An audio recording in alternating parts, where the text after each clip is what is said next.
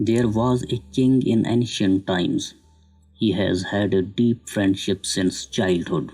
He used to play with him. The king kept his friend with him all the time. The friend had the habit of saying that it was done for good, whatever happened all the time. One day, the king and his friend went to hunt something in the jungle. The friend loaded the gun for the king and handed it over to the king. Mistakenly, the gun was loaded incorrectly. When the king fired, he had cut his thumb, bleeding and bleeding. Seeing this, the friend said habitually that it was done for good. Surely there would be something better in it. On hearing this, the king got furious and decreed to send him to jail. After a year, the king went to hunt in another jungle.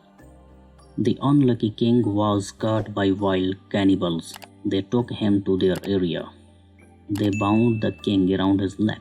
They were nearing burning the king, and immediately they observed that the king had cut his thumb. Being superstitious, they did not use to sacrifice an incomplete man. Therefore, they freed him and let the king go. When the king reached home, he noticed how he sent his friend to jail. He said to his servant, "Get his friend here in no time."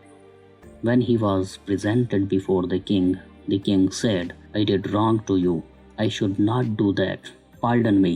You were right, and it was done right that my thumb was cut down. Today I am safe because of that lost thumb." Hearing this, the king's friend smiled and said, "It was done right that you sent me to jail." The king was astonished and asked, "How was it done right? You have been in jail for a year and you are saying it was right." The friend said, smiling, and "Yes, it was done well. If I was not in jail, I would have been with the king. The king had no thumb.